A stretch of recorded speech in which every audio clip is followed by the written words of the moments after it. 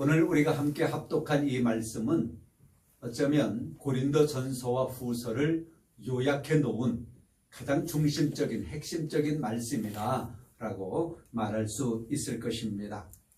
배경은 이렇습니다. 고린도 교회는 분열로 인해서 심각한 위기를 겪고 있었습니다. 바울파, 아볼로파, 게바파, 그리스도파 서로 파당을 이루어서 자기들만이 옳다라고 하는 그런 생각으로 서로 간의 경쟁과 분열, 또 심각한 위기, 이런 것들을 서로 겪고 있던 그런 시기였습니다. 이럴 때에 바울은 예수님의 이름으로 권면하는 말씀이 오늘 우리가 본 말씀입니다. 이것은 단순한 어떤 설득이 아니라, 인간적인 설득이 아니라 우리 예수님의 권위, 하나님의 권위를 가지고 하나님의 교회, 예수님의 교회 교인들을 권면하고 있는 것입니다.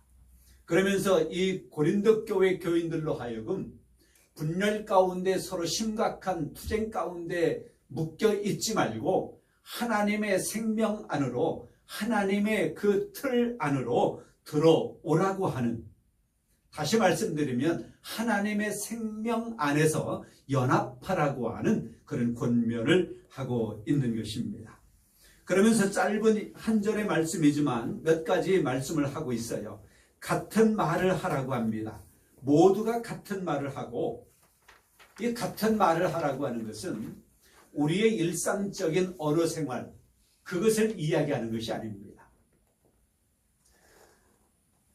우리가 제복을 입은 공무원들, 특히 군인들 같은 경우는 그 부대마다 가지고 있는 구호가 있습니다.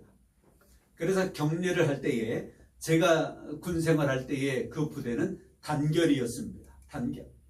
그래서 그 부대원들은 누구나가 똑같이 서로 간에 격려를 할 때에 단결하면서 거수 격려를 합니다. 같은 말을 하는 거예요. 일상적인 언어 생활이 아닙니다. 그래서 여기에서 기록되어진 같은 말을 하라고 하는 것은 하나님의 말씀과 하나님의 진리 가운데서 일치되라고 하는 거예요. 하나님의 말씀을 함께 하라고 하는 것입니다.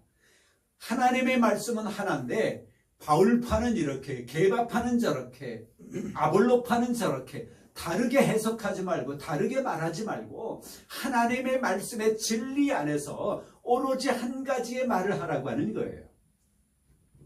한 부대원들이 단결하면서 하나의 말을 하듯이 교회는 다양한 배경을 가진 사람들이 모였습니다. 지역도 다르잖아요. 우리나라는 특히 지역색들이 있잖아요. 교회는 다양한 배경을 가진 사람들이 모여 있습니다. 그리고 또한 우리 같은 이러한 공동체는 교단도 서로 다른 교단을 가진 그리스도인들이 함께 모여서 예배를 드립니다. 교단이 다르기 때문에 그 교단마다의 가르치고 있는 중심 내용들이 다를 수가 있어요. 그러면 우리는 어떻게 해야 되느냐?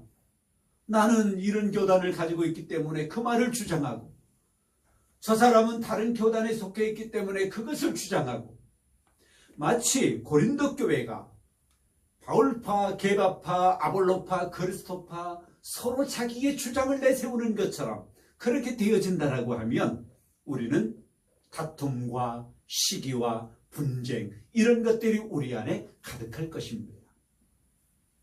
그래서 하나님의 말씀의 진리 가운데 일치하라.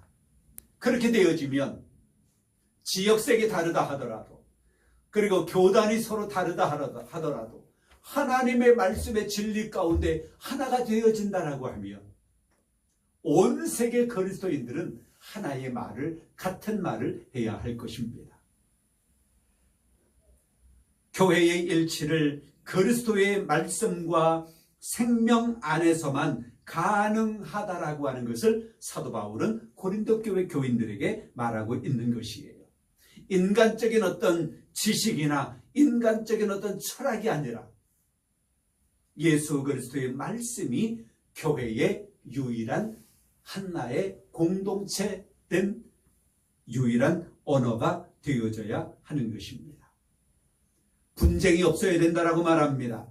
같은 말을 하고 너희 가운데 분쟁이 없어야 된다라고 말합니다. 이 분쟁 역시 인간적인 어떤 성격에 의한 그런 분쟁이 아니라 십자가 안에서 자기 자아를 처리할 수 있어야 되는 거예요. 공동체 가운데에서는 그것이 필요합니다. 자기의 자아는 내려놓아야 할 때가 많습니다. 또한 민주적인 그런 모임 가운데에서는 다수결로 결의된 것을 나는 그것에 반대했다 하더라도 그것이 결의되어지면 반대했던 사람도 따라야 되는 것이 민주주의이지요. 그래야 분쟁이 없는 것입니다. 분쟁의 뿌리는, 다툼의 뿌리는 많은 경우에 자아와 교만입니다. 그걸 자기를 내세우려고 할 때에 분쟁의 뿌리가 되어지는 경우가 많다고 하는 것이지요. 그래서 우리의 자아가 예수 그리스도의 십자가에 못 박히지 아니하면 우리의 자아로 인하여 공동체는 분쟁이 일어날 수 있는 것입니다. 그래서 항상 우리의 자아가 예수 그리스도의 십자가에 못 박힘으로 말미암아 교회 안에서 그리스도인의 공동체 안에서 분열이 생기지 아니하도록 우리는 하나됨이 필요한 것입니다. 자아의 죽음, 나를 포기하는 것, 그리고 그리스도의 생명 안에 연합을 가져와야 하는 것이지요. 그리고 또 뒤에 말합니다. 같은 마음과 같은 뜻을 가지라고 말하고 있는 것입니다. 같은 마음과 같은 뜻을 가지래. 뻔하지요. 어떻게 그렇게 할 수 있느냐? 같은 말을 해야 되잖아요. 하나님의 말씀과 진리 안에서. 그리고 자아를 십자가에 못 박아야 되잖아요. 그렇게 되어진다면 우리는 같은 마음과 같은 뜻을 가질 수 있습니다. 이것은 영 안에서, 하나님의 영 안에서 하나 될 수 있는 것입니다. 바울은 단순히 조직적 통일을 말하고 있는 것이 아니라 하나님의 생명 안에서, 하나님의 영 안에서, 하나님의 말씀 안에서 하나됨을 강조하고 있는 것입니다. 교회의 본질은 예수 그리스도의 몸입니다. 그렇지요? 우리 그리스도인들의 모임, 이 교회 역시 그리스도의 몸인 것이지요. 그리고 우리 모두는, 모든 그리스도인들은 그 몸에 붙어 있는 몸의 각 지체인 것입니다. 그래서 우리는 서로 다른 기능을 가지고 있어요. 저는 목사로서의 기능을 가지고 있고, 누구는 회장으로서의 기능을 가지고 있고, 누구는 장로로서, 집사로서, 권사로서의 기능을 가지고 있어요. 누구는 교회 안에서 성가대원으로서의 기능을 가지고 있고, 어떤 누구는 청소하는, 화장실을 청소하는 기능을 가지고 있고, 그러나 그 기능을 가지고 있는 그 사람이 자기의 기능만을 이야기한다면, 화장실을 청소하는 기능을 가지고 있는 사람이 저 사람은 왜 화장실 청소 안 해? 그렇게 이야기한다면, 성가대의 기능을 가지고 있는 사람이 저 사람은 왜 성가대 안 해? 그리고 불만을 가진다라고 하면 거기는 자아를 내려놓지 않는 것으로 인하여 분쟁이 일어나는 것입니다. 우리는 모든 공동체 안에서, 특히 교회라고 하는 공동체 안에서 우리는 예수 그리스도의 몸에 붙어 있는 서로 다른 기능을 가지고 있는 지체라고 하는 것을 기억해야 합니다. 옛날에 어떤 장로님이 회사를 운영하시는데요, 기계를, 신입사원들에게 기계를 이렇게 손짓하고 하면서 가르치다가 요 손가락을, 요 손톱 3분의 1 정도를 잘려나가서 완전히 땡가랑 잘려나갔어. 그러니까 요 잘려진 것은 기계 속으로 들어가 버렸지요. 3분의 1 정도. 병원에 입원했어요. 신방을 갔습니다. 이 장로님이 하시는 말씀이 그러셔요. 목사님, 지체라고 하는 것을 이제서야 깨달았습니다. 그래요. 무슨 말씀이세요? 그랬더니, 내 손가락이 요거 잘라졌는데 내 온몸이 여기만 누워있지 않습니까? 그렇죠. 손가락 조금 잘라졌는데 그렇다고 하면 죽는 것도 아닌데 온몸이 병원에 와서 누워있는 거예요. 그리고 여기가 잘라졌는데 여기다가 뭐 혈관 주사 놓고 피 빼고 영양제 넣고 온몸이 고통을 당하고 있는 거예요. 그것을 생각하면서 묵상하면서 이것이 교회의 지체구나. 그래서 한 몸이라고 하는 것이구나라고 하는 것을 깨달았다고 고백하는 것을 제가 들었습니다.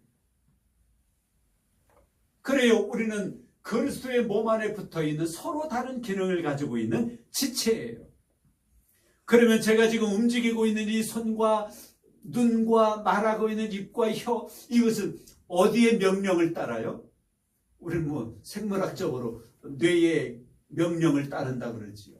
우리의 머리는 뭡니까? 하나님이 우리의 머리요, 예수 그리스도가 우리의 머리요, 하나님의 말씀, 진리의 말씀이 우리의 머리라고 한다면 우리는 하나님의 말씀을 따라 우리의 온 몸이 움직여지고 말하고 모든 것을 느낄 수 있는 그런 우리가 되어져야 할 것입니다.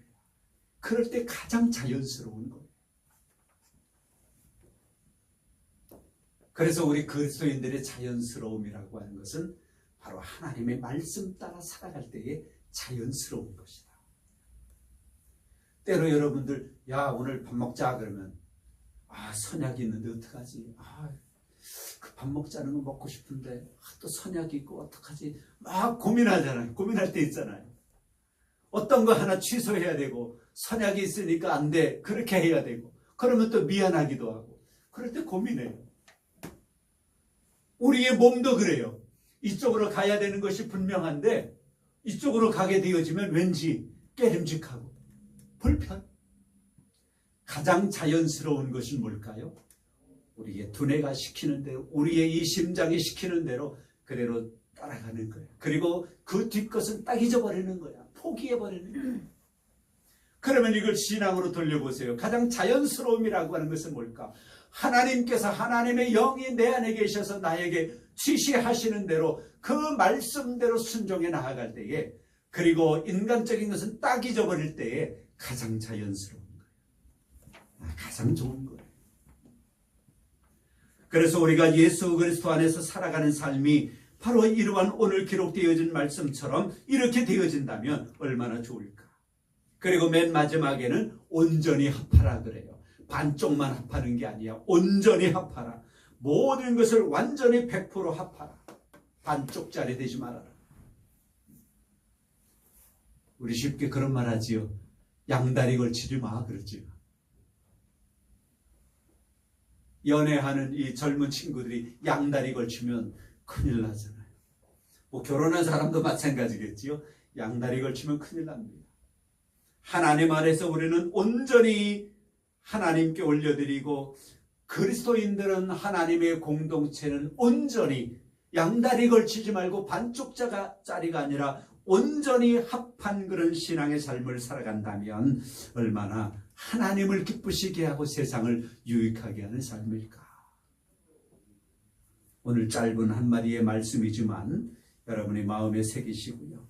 분열과 갈등의 문제를 안고 있는 이러한 세상 속에서 하나님의 말씀의 진리를 따르고 내 자아를 내려놓고, 그리고 같은 마음과 같은 뜻으로 온전히 합하는 삶을 통하여 하나님을 기쁘시게 하고 세상을 유익하게 하고 보람된 인생을 살아가는 여러분들 되어질 수 있기를 우리 주님의 이름으로 축복합니다. 성부와 성자와 성령의 이름으로 여러분 모두를 축복합니다. 이제는